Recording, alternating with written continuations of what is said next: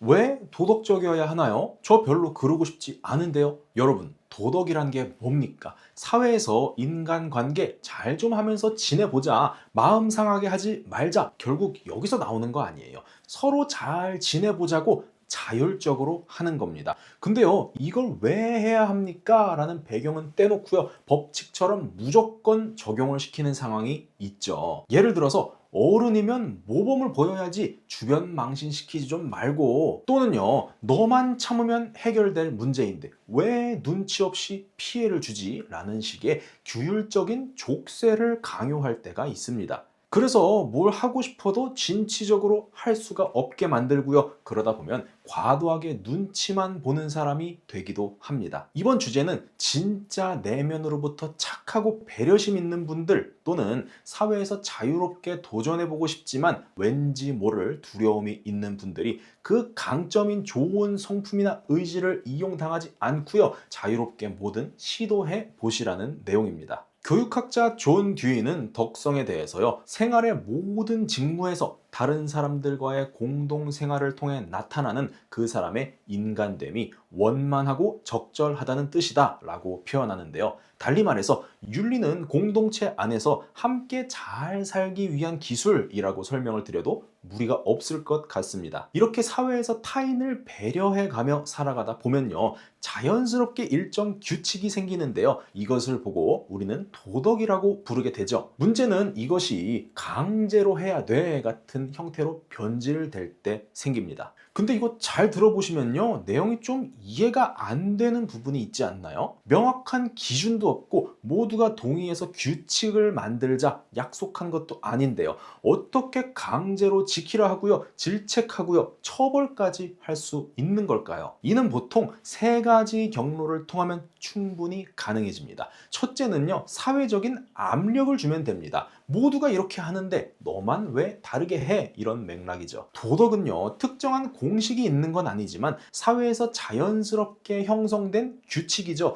때문에 이 사회가 집단적으로 눈치를 주면 강제로 시킬 수가 있습니다. 모두가 따르는 분위기를 만든 다음에요, 특정 행동을 하지 않으면 사회적 불이익, 구체적으로는 왕따, 비난, 평판 하락, 손해 등을 만들어 냅니다. 이 정도는 기본 아니야, 이런 말로 개인적인 선택을 인정하지 않기도 합니다. 2번은 도덕적 우위를 가지고 공격을 하면 됩니다. 사람들은 도덕을 우월한 가치로 여기죠. 그리고 맞습니다. 높은 가치죠. 그래서 이를 어기는 사람을 자연스럽게 열등한 사람으로 규정을 합니다. 문제는요, 이게 개인 내면에서 일어나는 게 아니라 이 우위를 힘의 구도로 삼아서 공격할 때 생깁니다. 내 도덕관에 맞지 않으면 상대를 부도덕한 사람으로 몰아서요, 죄책감을 주는 일이 있죠. 그런데 합리적인 죄책감이면 상관없어요. 여기에 논리적인 이유를 대는 일이 많지 않다는 게 문제입니다. 그렇게 하면 인간적으로 실망이다, 이런 감정적 비난을 주로 사용하고요. 이 감정적 기준을 계속해서 만족시키지 못하면 인간성이 의심된다라는 식으로 매도합니다.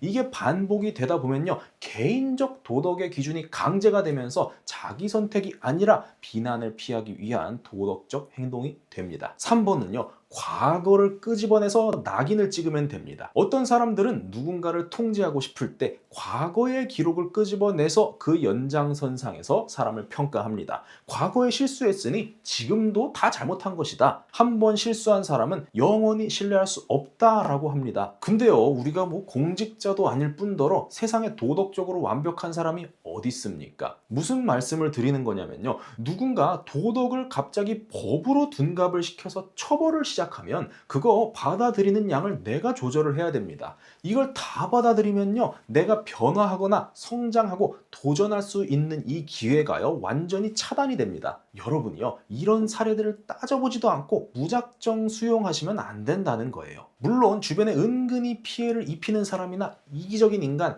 당연히 욕먹고 개인적인 불이익 줄 수 있는 일이죠. 근데 그 이상의 처벌을 할 기능이 도덕에는 없다는 겁니다. 이걸 넘어서려면 조건이 있죠. 모두에게 동일하게 적용시킬 규칙이 있어야 하고요, 그 기능을 하는 것이 법입니다. 그러면 이런 의문도 있을 것 같아요. 아니, 그럼 악의 경계선에다가 발을 걸쳐놓고 이리 갔다 저리 갔다 하면서 나한테만 유리하게 생각하고 살라는 거냐 라고 비판하실 수도 있겠죠. 맞아요. 그런 비판 무조건 있어야 합니다. 근데 생각을 해봐야 되는 건 이미 이득을 보는 인간들은 다 그렇게 살고 있다는 거예요. 제가 새로운 걸 제시하는 게 아니라 현실의 결과로 나와 있는 내용이라는 겁니다. 반면에 어떤 사람들은요, 아주 지나칠 정도로 그 경계선을 두려워해서요, 단 한 번의 실수도 하지 않으려고 조바심을 내고 산다는 겁니다. 그 언밸런스가 어디서 나오냐 하는 거죠. 질 나쁜 사람들은 하나같이 다 이용하고 있는데 왜 순한 사람들은 이 규칙에 통제만 받고 있느냐 하는 겁니다. 제 생각에는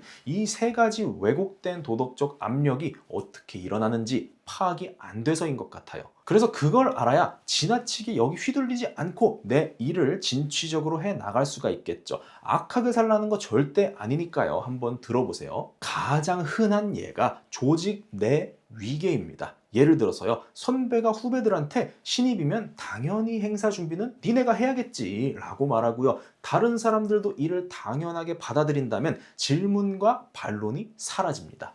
왜 꼭 신입만 해야 하죠? 라고 묻는 순간, 아니 선배들이 너를 챙겨주려면 이 정도는 해야지, 넌 왜 이렇게 이기적이니? 라는 반응이 돌아올 가능성이 크겠죠. 이런 분위기가 무서운 이유는 개인의 사정이 배제가 된다는 겁니다. 미셸 푸코는 권력은 규율과 통제를 통해 작용한다 라고 표현했습니다. 한국처럼 위계가 뚜렷한 사회에서는요, 이 도덕을 방패처럼 내세워서 특정 역할을 무조건 따르게 만들기가 너무 쉽습니다. 정말로 합리적인가? 이것을 따질 여유도 없이요, 단체 생활에선 당연한 거야 라는 압박이 곧잘 등장을 하죠. 다들 한 번쯤 겪어보셨을 겁니다. 문제는요, 위계의 상단부 사람들, 이 사람들이 하단부 사람들이 잘 따르면 어떤 유익을 주냐 하는 거죠. 그게 보통은 생략이 된다는 겁니다. 선택권만 없어지는 경우가 많죠. 원래 도덕은 서로가 동의하는 수준에서 지켜져야 의미가 있는 거잖아요. 하지만 이렇게 강제가 되면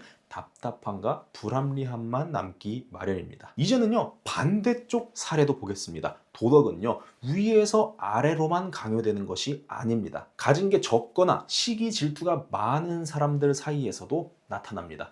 예를 들어서요, 성공하면 겸손해야 된다, 다 베풀어야 한다, 이런 도덕적 압박이 작용을 하기 시작합니다. 이게 점점 강해지다 보면요, 마치 능력을 가진 것 자체가 문제인 것처럼 몰아가는 경우도 있습니다.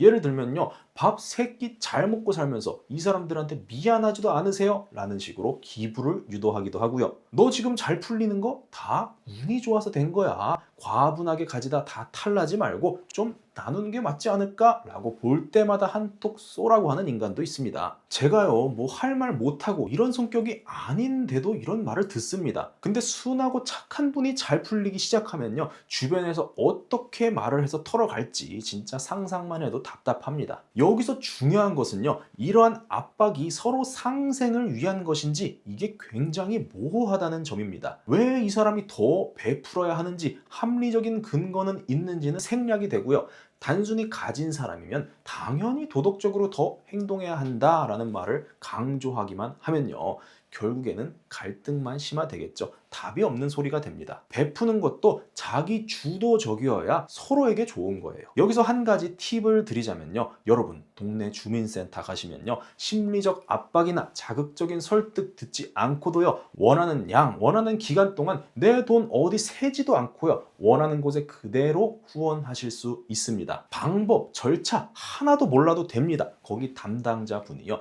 알아서 친절하게 설명을 다 해주시니까요. 나누고는 싶은데 왠지 모를 거리낌이 있으시다면 구청이나 주민센터 찾아가 보시는 것 권해드립니다. 다시 돌아와서요, 다음으로 살펴볼 상황은 노골적인 감정적 압박입니다. 가령 누군가가 이렇게 말해요. 사람이면 이 정도는 해주는 게 맞잖아 라고 막 소리를 칩니다. 이렇게 들으면 여러분은 어떠실 것 같아요? 순간적으로 내가 정말 너무 냉정한가? 라는 생각이 들면서 죄책감이 듭니다. 이를 길트 트리핑이라고 부릅니다. 상대가 죄책감을 느끼도록 일부러 몰아붙여서 행동을 유도하는 거예요. 이때요, 꼭 기억해야 할 사실이 있습니다. 너는 감정도 없니? 라는 말은요, 겉보기에는 인격을 요구하는 질책 같지만 실상을 보면 정작 그 주장하는 사람은 상대방 내면을 전혀 살피지 않는다는 겁니다. 오히려요, 내가 요구하는 감정을 가져야 한다라고요, 강제로 죄책감을 유도하고 이를 인간이 되기 위한 필수 조건처럼 제시하게 됩니다.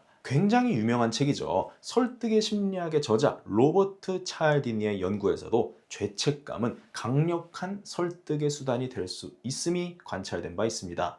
문제는 그것이 서로에게 동일하게 죄책감이 적용되는 상호 존중이 아니라요, 일방적인 압박으로 쓰인다는 겁니다. 쉽게 말해서 적당히를 모른다는 거예요. 그렇다면 우리는 어떻게 이런 상황을 극복해야 될까요? 도덕 따위는 필요 없어 하고 살 순 없잖아요. 나도 사람인데 말이죠. 제가 생각하는 핵심은 왜 그래야 하는가라는 질문을 두려워하지 않는 데 있는 것 같습니다. 사실 이 질문이야말로 자율성과 건강한 도덕이 출발한 지점이에요. 그렇다면 구체적으로 어떤 의문을 가져봐야 할까요? 첫째는요, 상대의 이익 의도를 파악을 해봐야 됩니다. 정말 배려와 협력의 의도인가? 아니면 나에게 추가 의무를 씌워서 이득을 취하려고 하는가를 분명하게 따져봐야 됩니다. 결국에는요, 이득이 들어있기 때문에 강요가 나타나는 겁니다. 한쪽이 아니라요, 서로 이득이 되는지 봐야겠죠. 서로 이득이면 무한정 배려해줘도 됩니다. 둘째로는 내 감정이 존중되고 있는가 의문을 품어봐야 됩니다. 내가 억울하거나 지나치게 압박받는 기분이 들지는 않는가? 이거요, 굉장히 중요한 겁니다.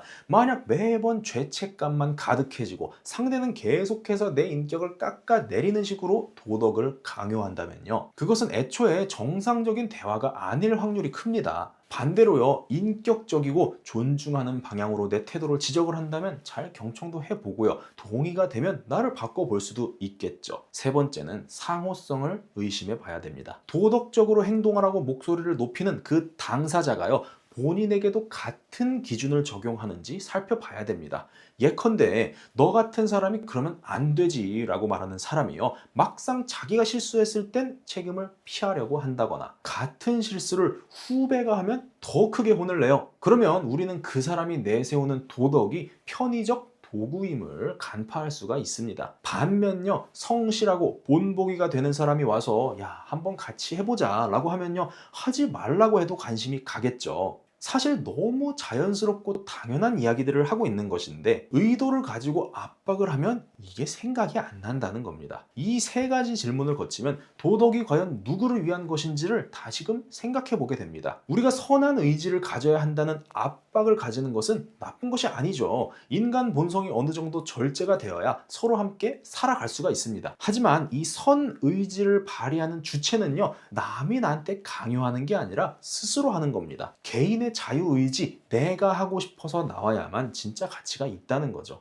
강제로 해가지고는요, 선도 의지도 둘 중에 아무것도 만들어낼 수가 없습니다. 때문에 사는 게 너무 답답해요. 그리고 주렁주렁 족쇄를 찬 것처럼 느껴진다면 내가 사는 방식이 진짜 내 의지에 의해서 베푸는 건가 생각해 보시면 좋겠습니다. 자발적으로 베풀면요, 기분이 좋은 게 정상이에요. 절대 찝찝하지 않습니다. 그래서 우리가 무조건 착하게 살아야 하고 인간이라면 반드시 배려를 해야만 한다라는 강박보다는 왜 착해야 하는지, 왜 배려해야 하는지, 어떤 게 서로에게 나에게도 도움이 되는 행동인지 그걸 고민하면서 살아야 좀 더 장기적으로 건강하게 내 할 것도 하면서 좋은 사람이 되는 게 아닐까 생각합니다. 이렇게 배려가 잇되 당당함을 잃지 않는 여러분 되시기를 응원드리고요. 다음 내용이 궁금하시다면 구독해주세요. 영상 시청해주셔서 감사합니다.